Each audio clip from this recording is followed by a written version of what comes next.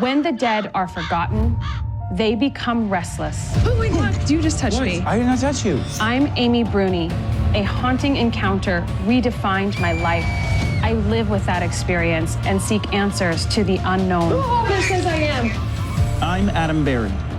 At Gettysburg, the shadows and screams of dead soldiers turned me into a supernatural believer. Oh my God. Together, our investigations bring peace to the living. You can't scare us, you can't deter us. By giving a voice to the dead. I'm gonna ask you one more time. What is your name? Because we believe the dead and the living are all kindred spirits.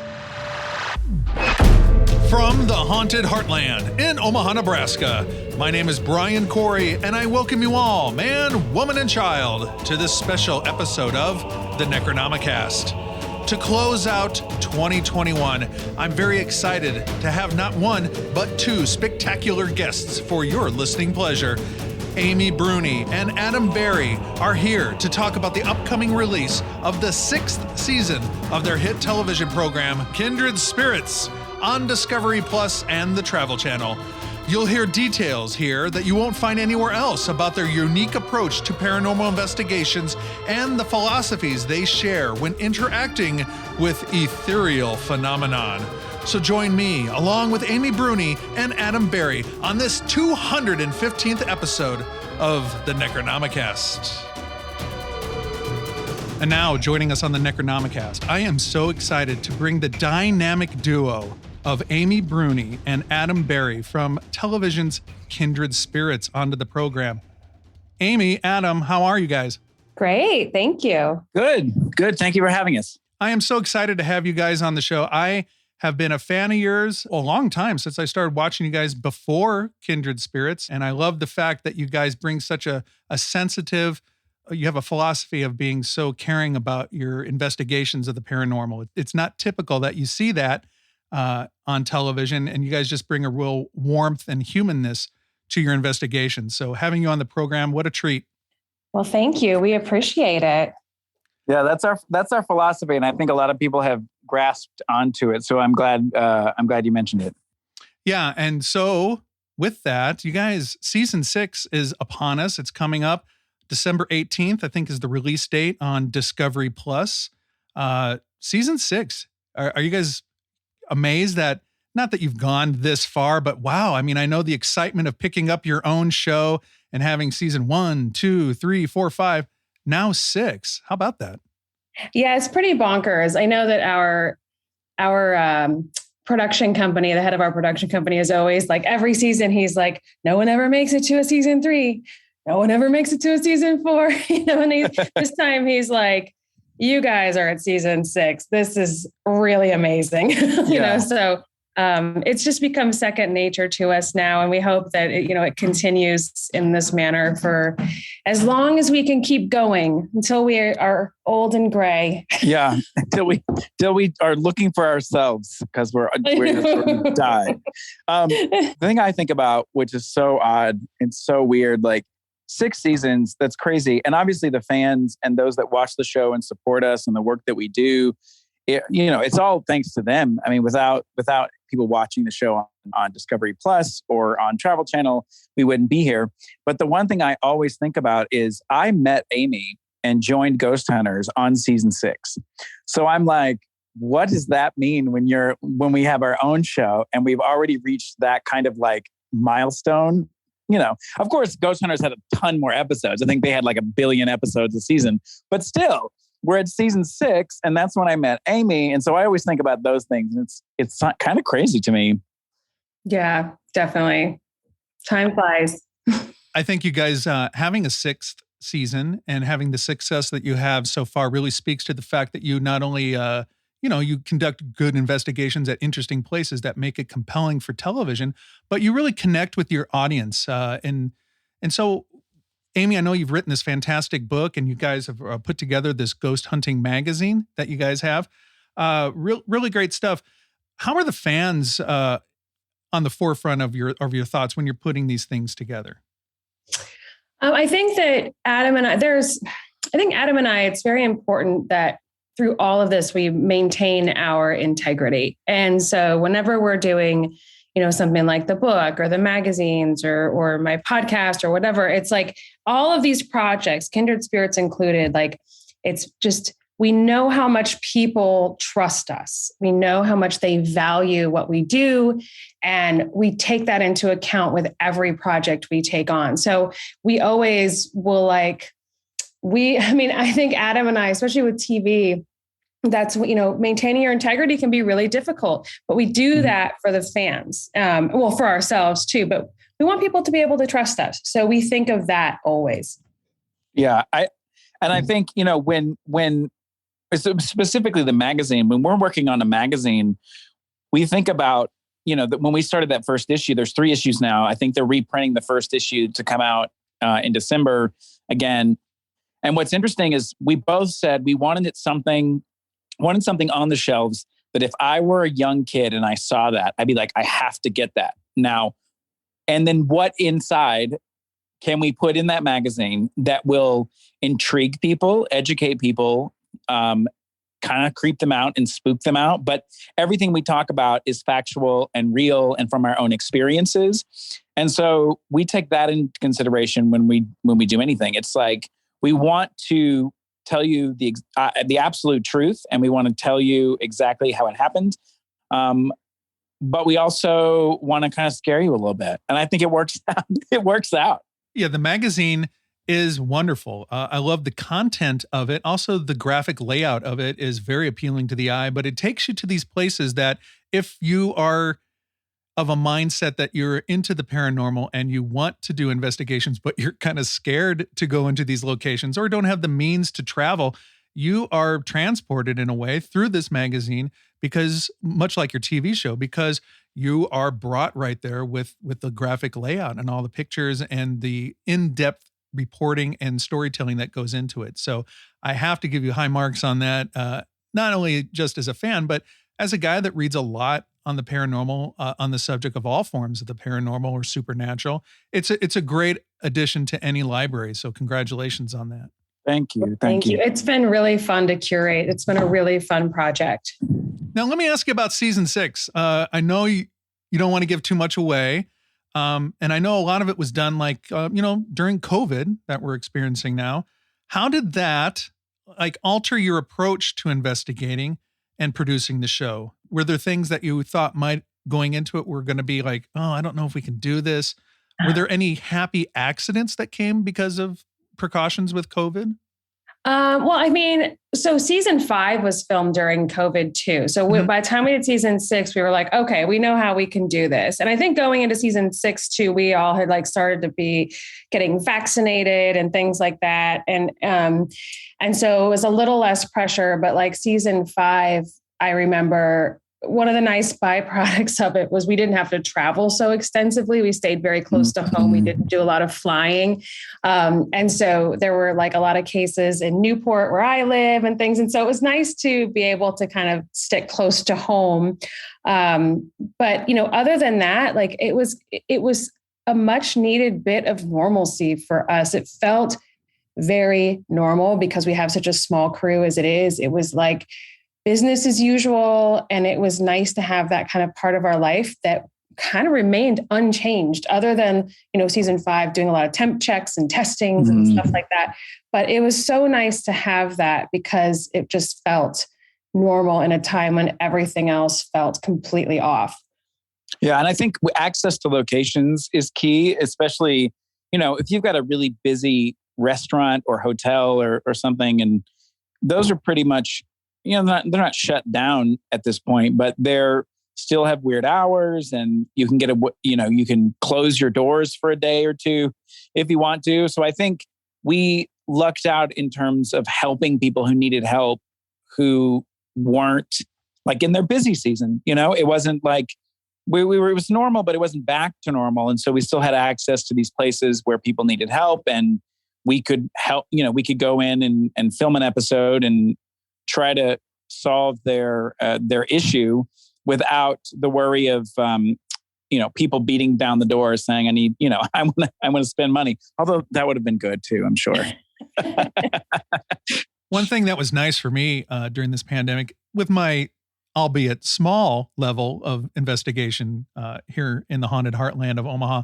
There's a historic theater here, like a stage theater, like a playhouse kind of a theater. And with them not scheduling performances and rehearsals, I was able to contact the management, and I was able to have full run of the building one day from the top rafters and the girders of the place where they lower down the curtain all the way down to the basement storage. And they just said, have at it. We did for season 6, there is a theater. There's actually a theater case that we did in Arkansas, I believe. And they had not started back productions or anything. And weirdly enough, that was the first time I think both of us had stepped into a theater space. Because, Amy and I do our theater talks and our theater tour, and we see shows all the time. And that was the first time that we walked into a space, and it was into that kind of space. And it was very surreal. But we had access, just like you said, because they weren't producing shows at the time. Yeah, it was great for me to reach out to the management and ask them. And I have a lot of, Adam, I wanted to talk to you about this too. I have a lot of musical theater experience. And so I just reached out to the management, and they were very, very welcoming. And it was a wonderful experience for me to go in and investigate this I'll call it haunted, this haunted theater in Omaha. It was fantastic. Yeah. There is something about a theater, the exchange of energy between actors and audience, and there's something there. What's interesting about the episode that's in season 6, without giving too much away, it expands beyond what we could ever have imagined, if that makes sense. Like, they had claims, they had things they were really worried about. And then, of course, Amy, the sleuth historian that she is pulling out all kinds of information. And we've uncovered and discovered something that no one really put together. And it's an interesting case. So theater cases are kind of weird. You never know what you're going to get. You don't know if you're going to get an actor, an audience member, or some crazy dude who's like just showing up. Very true. Now, when you mentioned season 5, I really enjoyed that season immensely. And when I was watching it, sometimes I'm kind of a paranormal snob. I'm like, I watch these shows and I'm like, well, I wouldn't have done it that way. Or I've read this book that says otherwise. But I learned all about psychomantium, the whole concept. I never really did any research before until your Zombie Boy episode in number 5, which I thought was fantastic. I have to ask you, if you come across new investigative techniques, are you more cautious or curious with investigation techniques that are new to you? I think both. We'll try. I think, one of the things is, for the longest time, we were very concerned with trying, crazy things on TV and people not taking us seriously or it totally not working. And now Adam and I are at that point where we're like, well, we'll try it. We'll do anything. Wait till you see some of the stuff we try in season 6. But yeah. But for real, we're like kind of learning so much about the potential for energy and intention, kind of manifesting a lot of these entities, that we're playing with that a lot. And so that was kind of the thought process behind utilizing their psychomantium. And we've used psychomantiums a couple other times on the show.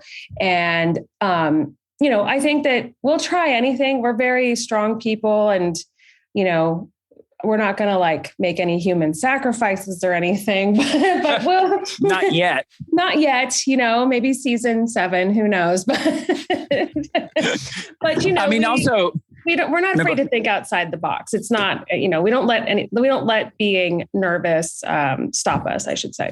Right. And we'd never ever pretend to know everything. We're not experts. We're just people who do this, and we explore, and we have friends that do the same thing. And so, if our friends, we learned about, we didn't learn about the psychomantium from Greg and Dana, but we experienced the first time with them in our season.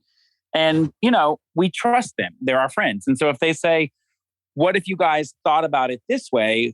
Then we're going to listen to them, because they are in the field and just as dedicated as we are. And who's to say, it's just like, you can't say no to something that of course, not sacrificing, but you get what I'm saying. It's like, you have to try things. And if our friends are suggesting it and we think it may help, then we're going to go for it, because who knows what may happen. So beyond or besides human ritualistic sacrifice, what? Great. We're here. We're at this point now. Sorry, my fault.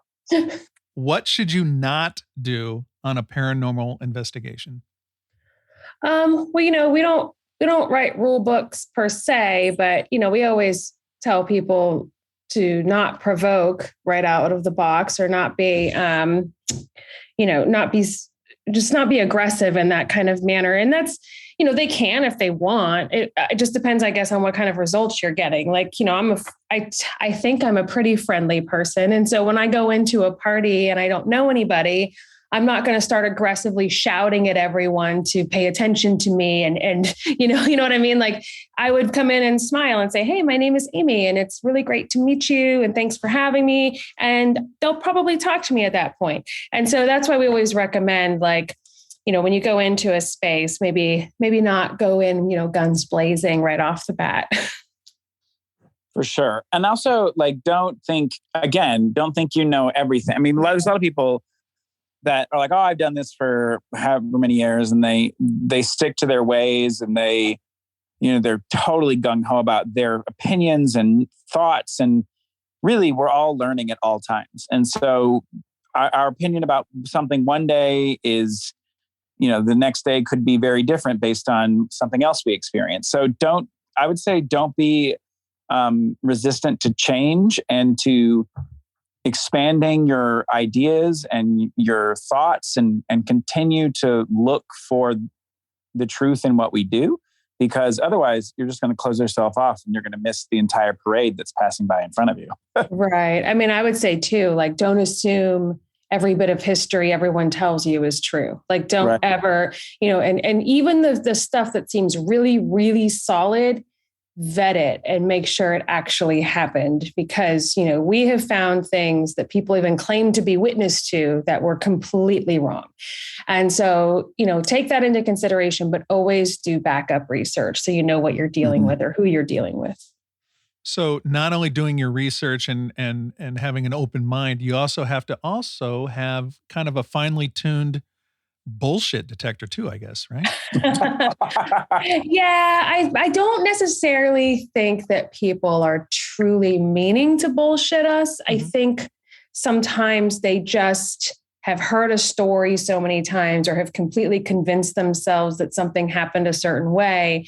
And that can be one of the toughest parts of the job, is going to someone and saying, like, "Hey, we found information that contradicts what you told us. Not that you were lying, but just so you know, good news, we're able to have the real story now." You try to present it in a positive way. So I think most of the people we work with on Kindred, thankfully, they're not really, they're desperate by the time they get to us. So they're not just trying to get TV. Yeah. And in that same vein, like, when you're interviewing your clients and the people that you're helping, it's like you ask them a lot of questions and you get answers, but sometimes they don't think of something to divulge to you because they think it's not important, right?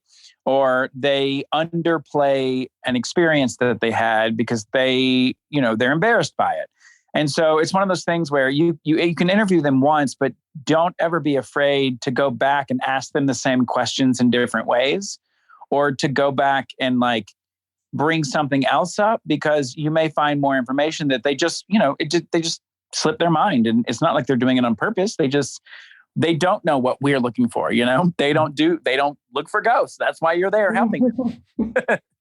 Now, you guys have been doing this for a long time, both as amateurs and now, I guess, as professionals, as ghost investigators or paranormal investigators. And you both have families. What do you do during these televised and untelevised investigations? What do you do to protect or cleanse or, kind of safeguard when you guys are done with an investigation or a case? Nothing. We're very, to us, we walk into a space knowing that we are strong enough to deal with whatever it is that we face. And, some people like to say a prayer or bring a religious medal or bring crystals And that is totally fine. But I think our thought process is if we rely on that and then at some point forget it, then suddenly we'll feel weaker. We'll be like, oh my gosh, I forgot to say my prayer. I forgot to bring that crystal that protects me. And suddenly I'm at a disadvantage. Where if we just go in knowing we're good enough and strong enough, and we're very, we're very confident when we investigate, and I think that's really enough. I mean, but that being said, like we also are realists and know that if you humanize ghosts and you realize that you're talking to someone who potentially was a someone at some point, there's a chance that they might want to continue the conversation. They might want to follow you home. They might want to, not necessarily because they're trying to like latch themselves onto you and suck your energy, but because they're human and they were excited to converse with you. So we just try to set that expectation in the beginning, like you're going to stay here and we're going to go home. And so, exactly.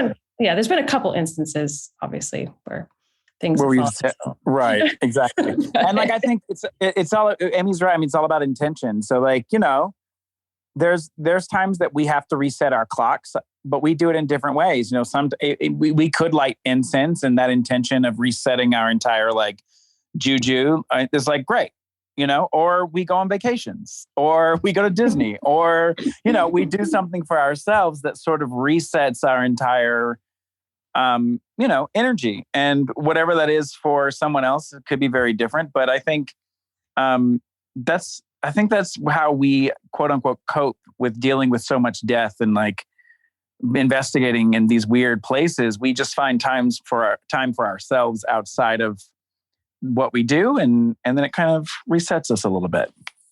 So doing these investigations and dealing with the supernatural, at least I know for myself, when I read and I go places and kind of delve into these topics, it can be very heavy. You're dealing with sometimes crimes, tragedy of broken human spirit, unrequited love. There's a lot of, sadness sometimes to paranormal investigations. And sometimes, like you said, there's things that are scary or frightening that make you, that shake you to your core. Has there ever been anything on Kindred or before, or just in your life that ever made you reconsider or contemplate pausing paranormal investigations?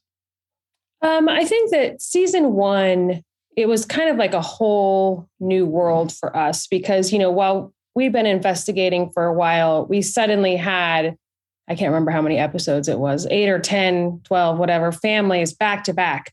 Every single one of them had some sort of tragedy or was completely terrified, or like it was every single case was super heavy. And Adam and I both have anxiety that we control very well. But that first season, I remember both of us were like having a lot of like anxiety issues because you can't help but think like you're dealing with this family and you're looking at them and they are looking at you like you are their last hope. And so you have that, but then you also have what they went through, and you can't help but think of what they went through and how you would feel if that was you. And it's a lot emotionally. And so I know season 1, I can't speak for Adam per se, but I definitely struggled with a lot of anxiety. And ever since then, now I just know when we go in, like, you just have to be mindful that you can go down that rabbit hole very easily. Like this can become an anxiety trigger if you're not careful. I never considered stopping, but I definitely was like, how do I handle this? Because it was just so different from Ghost Hunters. Ghost Hunters was like, we went in and we're like, your place is haunted. Bye. It was like, and we had all of our friends there, but this time it was just me and Adam. And so it was heavy. I think what's interesting is we had to realize, because we both feel so much. We're both, if someone's in front of us crying, we sympathize, we are connecting with this family. And I think we had to learn how to separate it, not be so emotionally involved. I hate to put it in this way. It's like a detective getting involved in a case who like, he feels for the family. And when they go sour for the family, he gets emotional. It's like every Law and Order SVU episode. But it's like, it's true. It's like you sort of have to separate yourself from what's happening so that you don't get emotionally attached to those so hard that it's, you lose track of why you're there and what you're doing. I mean, I think one of the hardest cases we ever did was the basement episode for season 1. It was the very last episode. And, I love that family. Amy loves that family. That family is like could be a family of ours. Like they are so great. And we were so thank God we were able to help them. But it was like, you couldn't help but get attached to that family because they were so awesome and amazing. And I'm glad the episode and the case worked out the way it did. Because if it didn't, she and I would have been devastated. And so it's a balance. It's a balance that we still struggle with, but we have to make it work because there are other people that need us more than our emotions. Sure.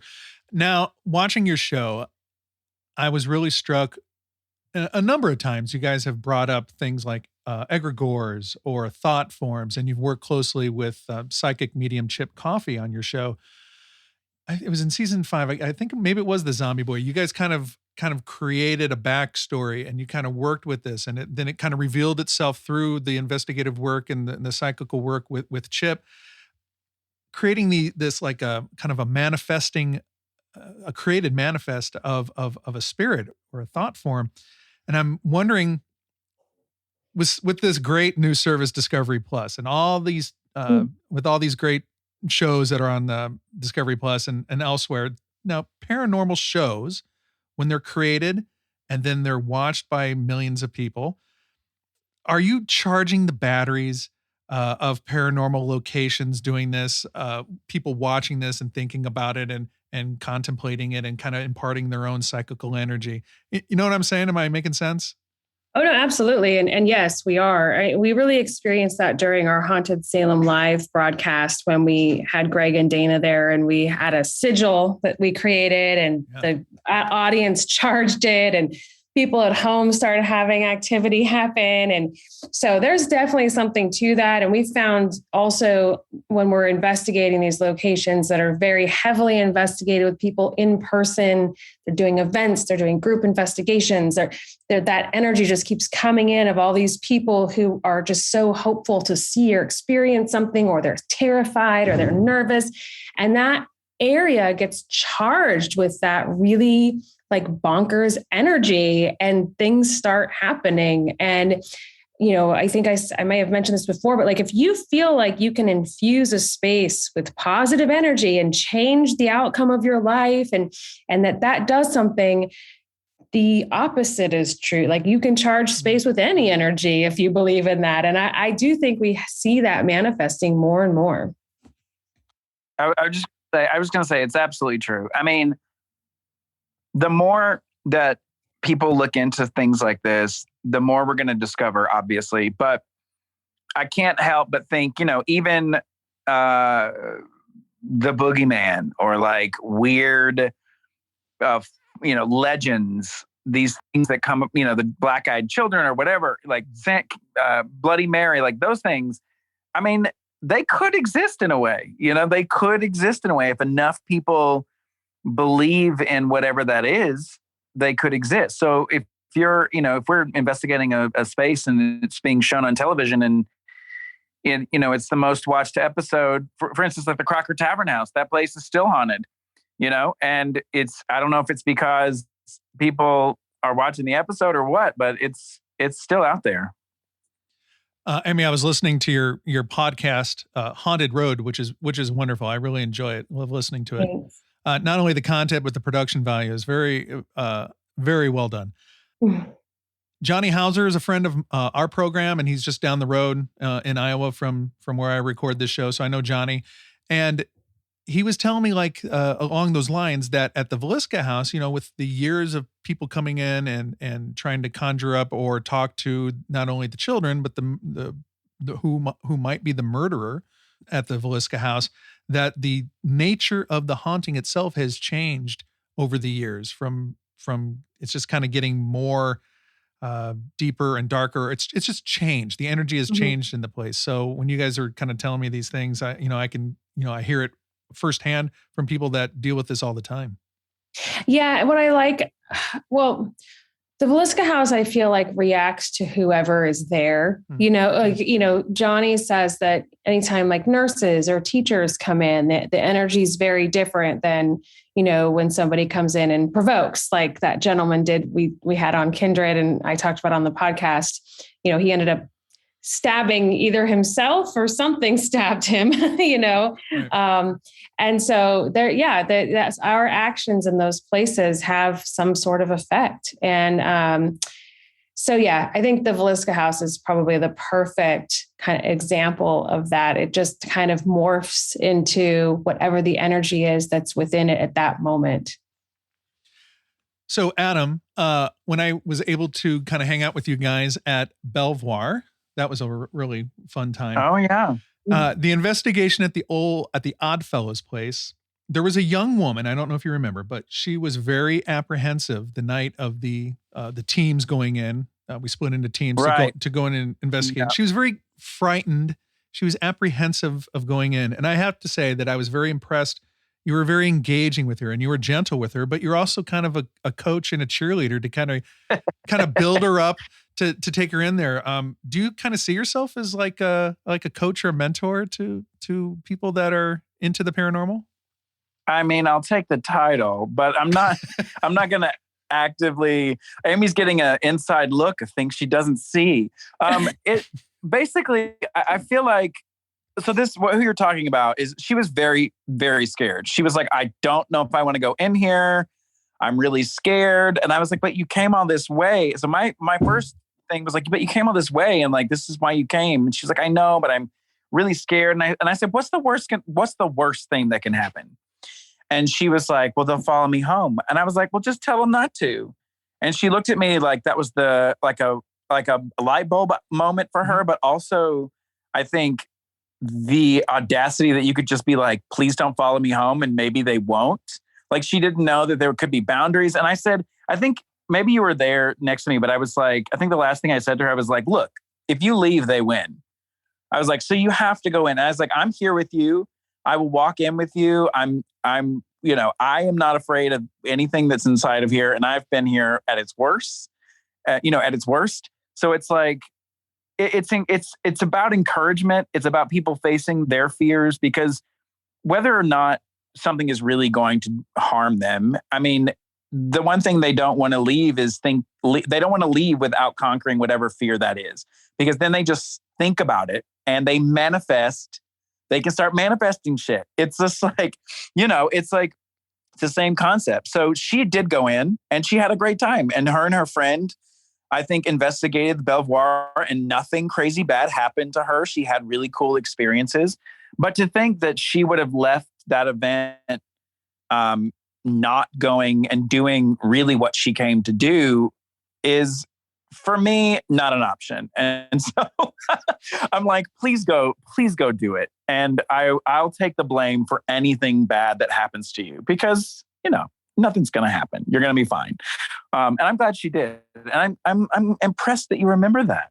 Thank you. But I was sitting there and I understood her apprehension, because we've all been there. I remember the first couple times I've gone on a paranormal investigation, and you think the whole world's going to cave in, or something scary is going to happen, or someone's going to follow you home. But the fact that you were so kind and encouraging, gentle, but a little bit forceful. I mean, you had like a fist in a velvet glove.